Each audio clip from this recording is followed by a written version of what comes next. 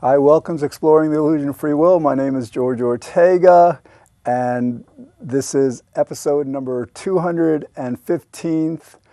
The title is Free Will, its Refutation, Cost, Role in Climate Change Denial, Part 10. Okay, so like the previous 9 parts of this series were all devoted to reviewing this book that I published in 2014 in April, called Free Will, Its Refutation, Societal Cost, and Role in Climate Change Denial. So in those previous past parts, we basically reviewed why free will is an illusion. We basically addressed certain kinds of like defenses of free will by philosophers and psychologists, and just showed how they just weren't logical or effective. And then we went a bit into the societal cost, and now when we want to focus on how like this belief in free will is extremely threatening when it comes to climate change. The basic premise of this is I'll go through it as I go through the book. All right, so like again, we're on page 25 of this book, and you can download the book online. Or buy it from Amazon or Barnes & Noble. It's available on Kindle for I think $1 or something. If you Google the title, you can find a PDF to download for free. All right, so I think the last episode I cited this statistic by Pew Research, a research firm that did a survey in 2014, and they discovered that only 44% of Americans believed, 1, that climate change is happening, and 2, that we're causing it. It was a 2-part survey. All right, and like, with less than 50% of us believing that, it's kind of like easy to understand how not enough is getting done on it. So this chapter, it's chapter 5 of the book, it's called Free Will, Belief, and Climate Change Denial, just deals with how our belief in free will just to a great extent causes this denial. Now, before I start, I want to say there's other reasons for this denial, like, for example, oil companies, energy companies that are making a lot of money from fossil fuels. They deny it because they have a vested interest in denying it. They're making a lot of money with the status quo. They don't want to disturb that. But most people, don't really have anything to gain by denying climate change, and it's really more about what this chapter is about. Okay, so now in the book I cite research by Crompton and Kasser in 2010 that they reported that individuals overcome guilt about global warming by 1, denying their actions, 2, refusing to care, and 3, shifting the blame to others. Okay, and then in his study of Norwegian villagers, a guy named Norgard in 2009 found that individuals reported feeling guilty about over-consuming research sources. Just like they felt that they were being a bad person, okay? So now here's the thing. This guilt requires the belief in free will. In other words, like, if they're feeling guilty about being a bad person, that causes them to deny that climate change is happening. This guilt is derived from the belief that we have a free will, that what we do is up to us. In other words, like, so to the extent that they understood that no, it's not their fault, we should be concerned for ourselves and for our children, grandchildren, and future generations, but guilt shouldn't be part of this equation because it really isn't fundamentally our fault. What's happening, well, nothing that happens is our fault because we don't have a free will, but basically, to the extent we understand this, then we don't feel the guilt, and we don't, have to deny because of it. I'll get more into that in a bit. Hold on. Okay, so that's the idea. So like, if you don't believe in free will, it's really difficult to feel guilty rationally. Basically, and what happens is, all right, like, why do people deny things? Denial in psychology is a term used to describe, basically not accepting evidence, not accepting a situation because like of certain psychological reasons. And like, so related to this climate change, people, like the way it goes is like our scientists are telling people that you're responsible for essentially, threatening civilization. Because, with a business as usual scenario, if it continues for another several decades, then civilization, will be over within, I would guess, 100 years or so, unless, naturally something completely unforeseen happens.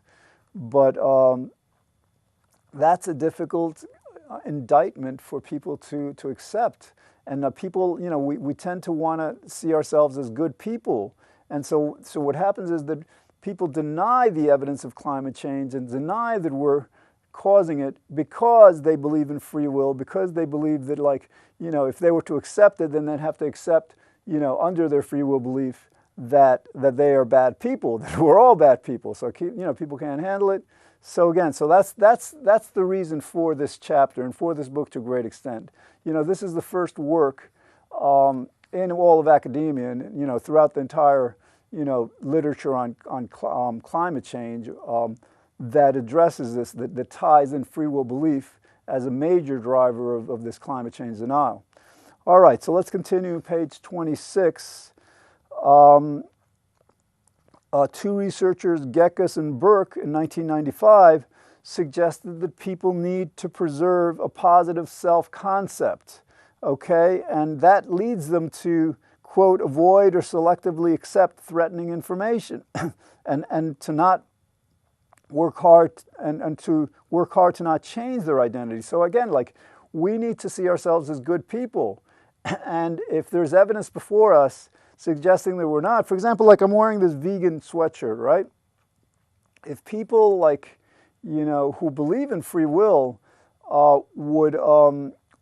would examine what happens to the animals in factory farms before they get on our plate, I mean, they would conclude that basically all of us are really, really horrible, indifferent, cruel, callous, however you want to call it. And again, so we need to feel good about ourselves. So what do people do? People, like in the case of animals, they will deny what's going on, one, by saying, well, animals really don't feel pain, which is like such nonsense. I mean, denial usually involves, basically accepting something that just there's no evidence for and it just isn't true. Or they might refer to the Bible saying, well, God allows us to eat animals. So in other words, that's kind of like, that's a straw man argument, because it's really not about eating animals. It's about how animals are treated before they're eaten. So that's another example of, again, like how we deny certain realities before us in order to preserve our self-concept, not just our self-concept, but the concept of those around us, our friends, family, everyone we know. All right, so so basically, and self-identity is related to personal morality. We need to feel that we're good people. If again, if the scientists are telling us, well, you are, through your actions of climate change, just producing too many goods, using too much energy, not using clean, sustainable energy enough. If we're doing too much of this, that really reflects really poorly on our morality. It really just shows that we're not good people. And to the extent we believe in free will, that's a personal indictment. Again, we deny that by, again, denying the climate change is happening, or that it's serious, or that we're causing it. Okay. Now, in terms of ways to remedy this denial, Compton and Castor, again in 2010, they recommended the practice of mindfulness, which they described as a, quote, non-judgmental awareness of one's experiences. Okay, so like the key word here is non-judgment. With mindfulness, and you can also do this through meditation, you basically observe reality. You don't really like take ownership of it. It's kind of like you're watching a movie. And they reported that practice helps people manage this kind of threat to their identity, this threat to their feeling like they're, threat to their, to believing they're good people. So now here's the thing with like, the key word about the mindfulness meditation is non-judgment, but to the extent that we overcome the belief in free will, we don't even have to rely on mindfulness, because like when we understand that we don't have a free will, it just makes complete logical sense that of course we are not responsible. We're not responsible for anything. We're not responsible for the good we do or the bad we do. So that's, in other words, to abandon the belief in free will is really to see the world completely in a non-judgmental way. You don't blame anything or anyone. Conceivably, you could blame God or the universe for everything we do that's bad, but even that, if you want to get completely logical, and this is maybe a bit of a stretch, but the reason free will is an illusion is because of this causality, this principle of causality, chain of cause and effect, and you understand that, like, in other words, everything has a cause. There's a cause to whatever happens, and a cause to that, and a cause to that. These causes stretch back, and here's the thing: they stretch back eternally into the past. So, in order to kind of like defend God or the universe against any bad that's done, we could, arguably claim, well, that this chain of cause and effect never stops going backward. So like there's never a point at which the universe or God decided, well, this is what's going to happen, however many trillion years. Fine, our universe is 14 billion years old, but who knows how much time came before that. All right. So again, like the idea, like, to the extent that we overcome the belief in free will, to become less judgmental, then we address climate change not from the perspective of feeling guilty of having caused it, but from the perspective of concern for people who come up after us, our children, grandchildren, great-grandchildren, future generations, for for millennia. All right. Now, in 2008, Kjellstad, Zairan, and Vedlitz found that actually also helplessness also induced climate change denial. And this is kind of like insidious, because like what happens is, like, sometimes they learned that they discovered that the more a person learns about climate change, the more they realize how daunting it is, and the more helpless they feel to do anything about it. So like what happens is, like, so then they because of this helplessness, they deny the threat somehow. It doesn't make sense. You would think to the extent a person learns more and more about it, that they would be less capable of denying it. But no, it causes them to basically deny that it's happening. Now, the key thing here is, like, so, a sense of helplessness is causing them to deny climate change. But you have to understand, the sense of helplessness that people feel is within the context of free will belief. In other words, they're fundamentally feeling that they have, accountability, that they have, like, personal agency, that what they do is up to them, and then they feel helpless about it, which is painful, and then they deny the climate change is happening, or they're serious, whatever.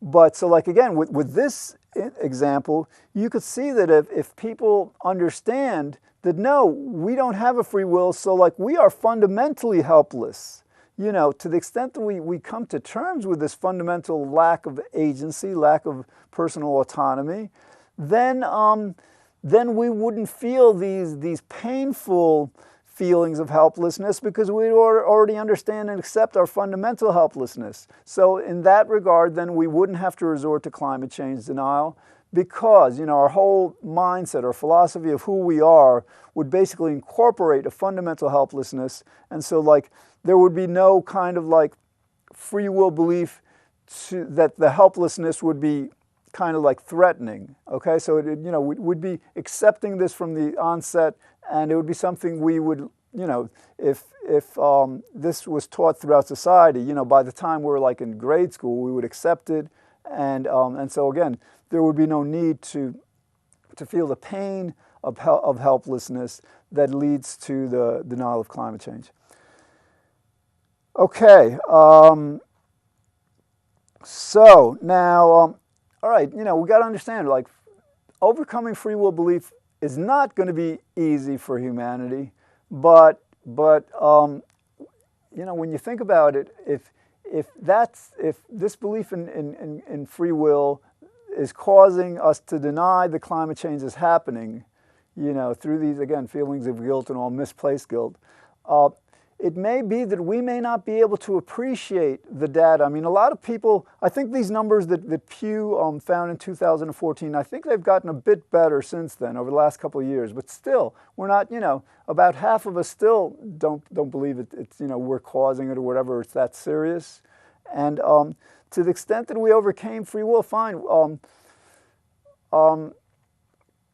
It would be difficult, but if we don't do this, we may never be able to appreciate the hard data. I mean, like these scientists, I mean, I guess some scientists are able to do it.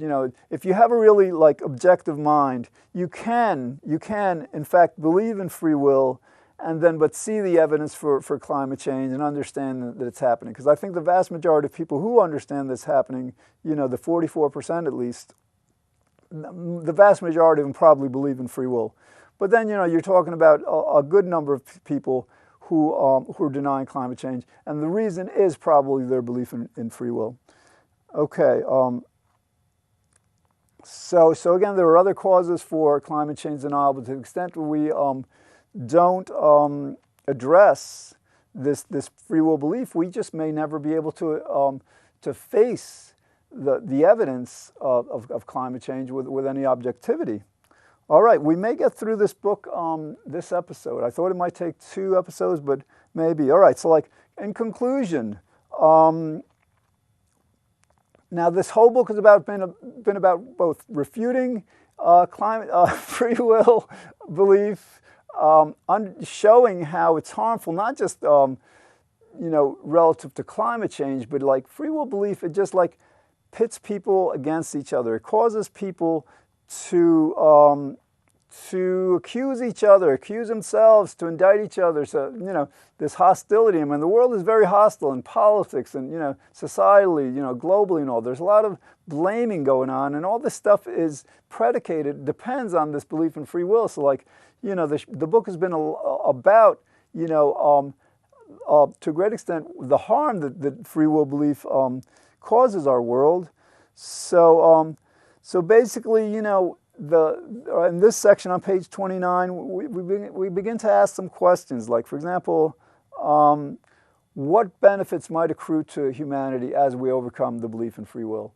And I think it's pretty plain, to the extent that we overcome free will belief, then it becomes rationally, logically impossible to blame anyone for anything. And when you have a world like that, you have a much more intelligent, compassionate, and kind world.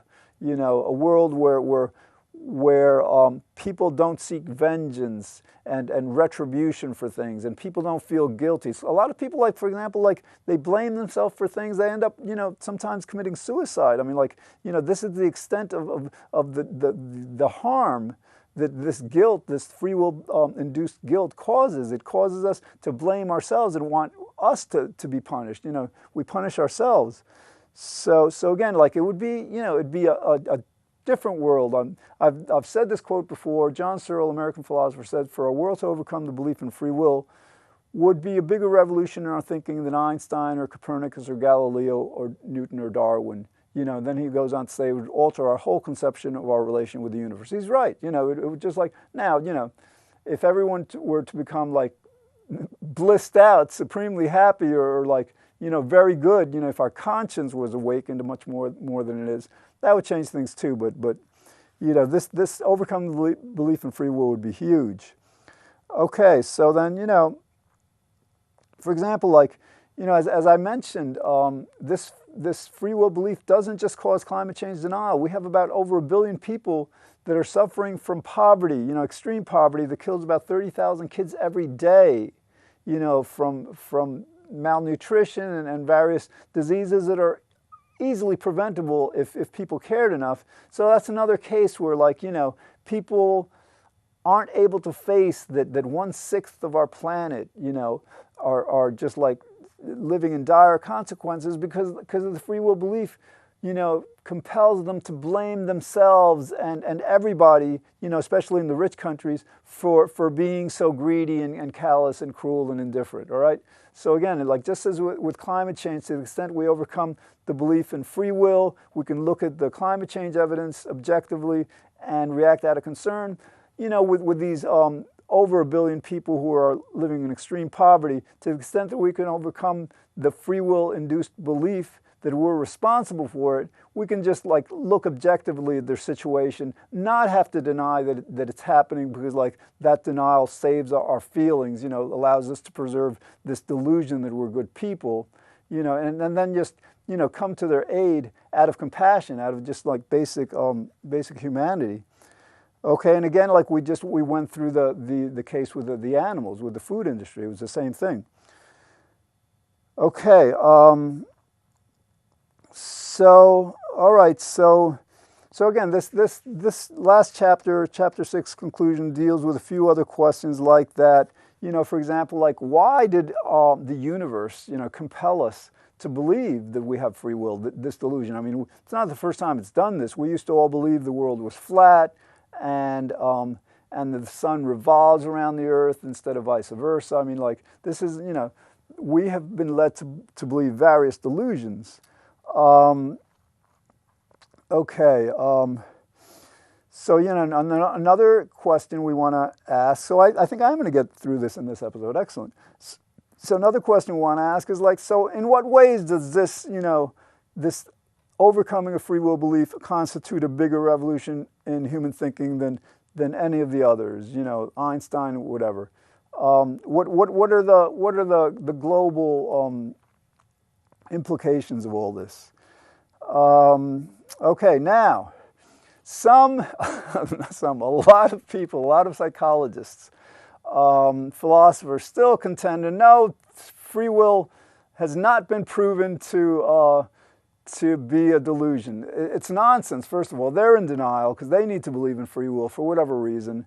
And so, like on page 30, I have a quote by a famous physicist, Sir James Jeans, that in 1943 he published a book called Physics and Philosophy, and in it he writes the following. I'll read this quote. Practically all modern philosophers of the first rank, Descartes, Spinoza, Leibniz, Locke, Hume, Kant, Hegel, Mill, Alexander, as well as many others, have been determinists in the sense of admitting the cogency of the arguments for determinism, but many have at the same time been indeterminists in the sense of hoping to find a loophole of escape from these arguments. Often they conceded that our apparent freedom is an illusion, so that the only loophole they could hope to find would be an explanation as to how the illusion could originate. So, again, like, even though a lot of these philosophers, they didn't like the conclusion and, they're still thinking of a way out, whatever there might be, logic compelled them to understand that free will just doesn't exist. Okay, and one of the features of this book that I end this book with on page 31 is that the hope that, like, I explained earlier in the book how a priori causality that's like given, in other words, like 1 + 1 = 2, that's a given. You don't need to prove that. Cause and effect is a given.